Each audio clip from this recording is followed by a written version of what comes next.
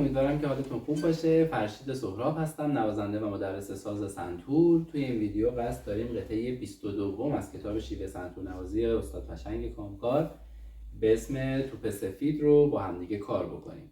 قبل از هر چیز ممنون میشم که کانال یوتیوب من رو سابسکرایب کنید، این پست رو لایک کنید، نظرات و سوالاتتون رو کامنت کنید و این پست رو با دوستاتون به اشتراک بذارید. ممنون که تا آخر ویدیو با من هستید. بریم که یه ویدیو خوب داشته باشیم.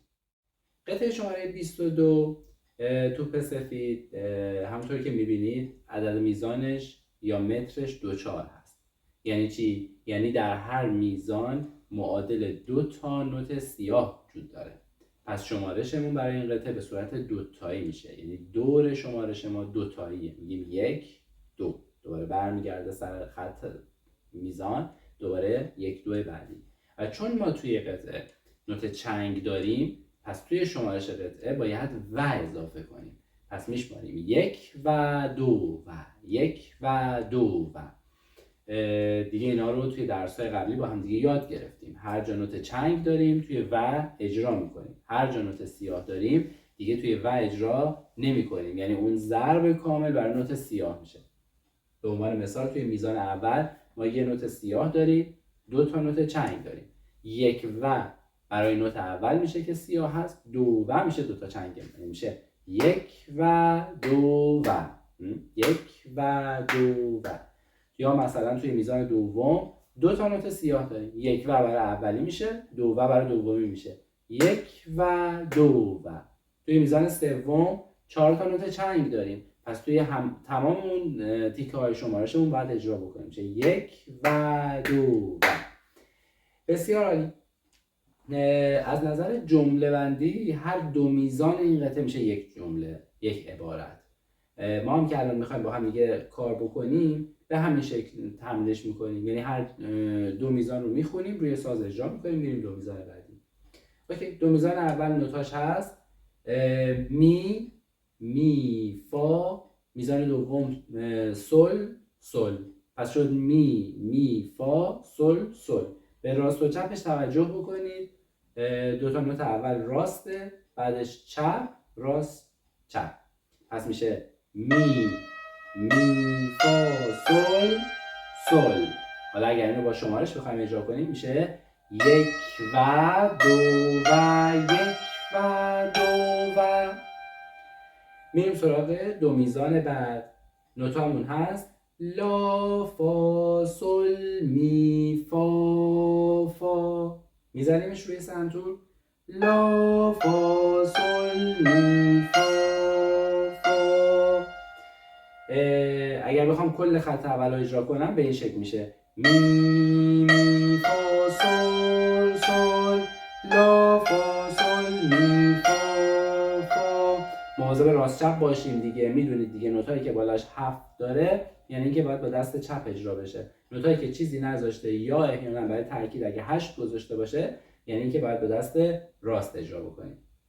نکته دیگه‌ای که باید اینجا اشاره بکنم، علامت شبیه بی که کنار نوت لا توی میزان سوم داریم که بهش میگیم علامت بمول، فقط مربوط میشه به کوک سنتور. شما توی نوازندگیتون هیچ کاری نمیخواد براش انجام بدید. اگر توی سازتون دقت بکنید احتمالاً خرک لا تقریبا به اندازه نیم سانتیمتر نسبت به بقیه خرک‌ها به سمت راست تمایل داره، اومده جلوتر نسبت به بقیه. این به خاطر همین علامت بمولی هست که کنار نوت لا اینجا گذاشته شده و این از نظر قواعد تئوری باید حتما اینو کنار لا بذاره چون مربوط میشه به کوک کردن. اما شما توی نوازندگیتون هیچ کاری نمیخواد بکنید، همون لا پشت خرک رو اجرا میکنید. میریم خط دوم. دو میزان اول نوتش هست ر، ر، می، فا، فا. 3 تا راست، 2 تا چپ. راست چپش رو مواظب باشید. ر، ر، می، فا، فا. میشماریمش 1 و 2 و 1 و 2 و. دو میزان آخر خط دوم نوتش هست سل، می، فا، ر، می. سکوت. باز دوباره 2 تا نوت اول رو با دست راست میزنیم. راست، راست، چپ، راست، راست. میشه سل، می، فا، ر، می.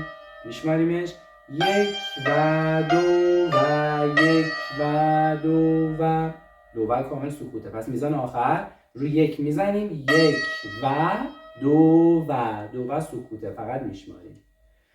بعد از اینکه خط دوم رو تا آخر اجرا کردیم یه دولا خط تکرار داریم که باید از اول تا اینجا، یعنی کل این دو خط رو تکرار بکنیم. من کل این دو خط رو اجرا میکنم، گوش بدید. 1 و 2 و 1 و 2 و 1 و 2 و 1 و 2 و 1 و 2 و 1 و 2 و 1 و 2 و 1 و 2 و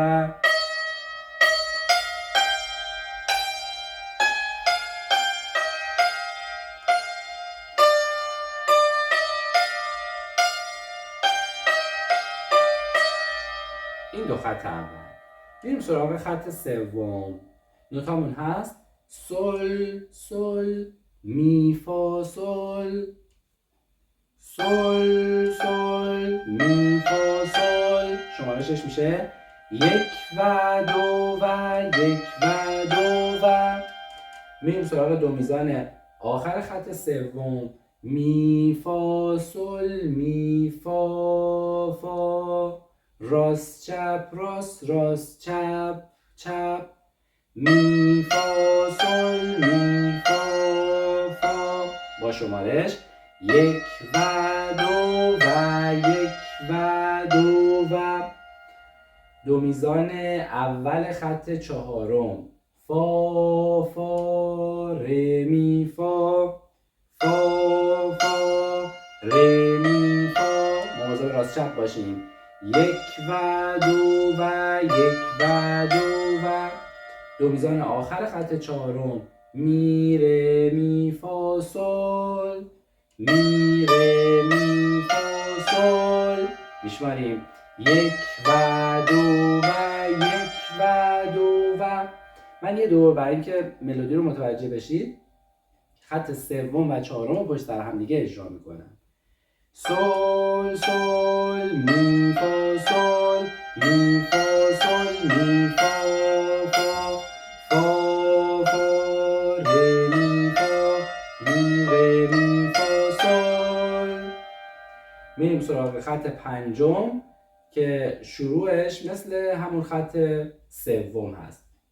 دو میزان اول داریم سل سل می فا سل، 1 و 2 و 1 و 2 و دو میزان بعد می فا سل می فا فا، می فا سل می فا فا، 1 و 2 و 1 و 2 و خط آخر.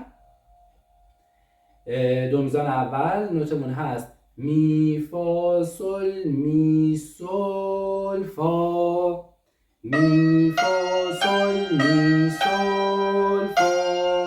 اگر که با شمارش بخوایم بزنیمش میشه 1 و 2 و 1 و 2 و دو میزان آخر.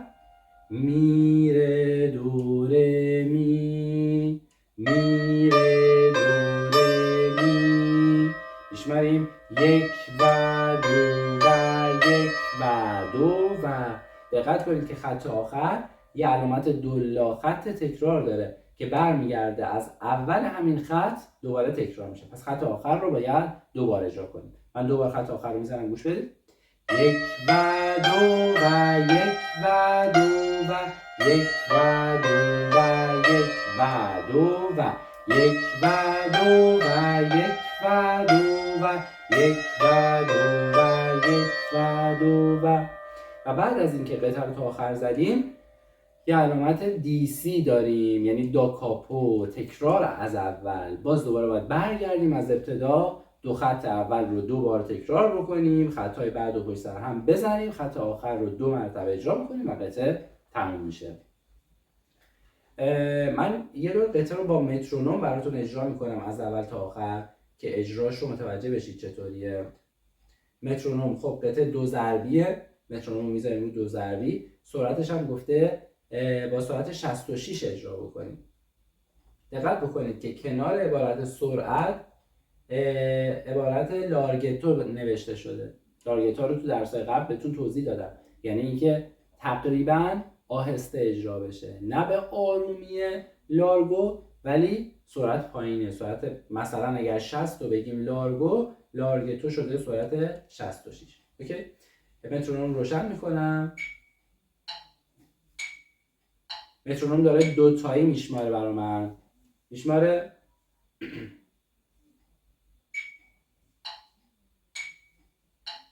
یک و دو و یک و دو و شماره ها رو ضربای اصلی میفته. یک دو یک و دو و یک و دو و یک و دو و یک و دو و یک و دو و یک و دو و یک و دو و یک و دو و یک و دو و یک و دو و یک و تکرار دو خط.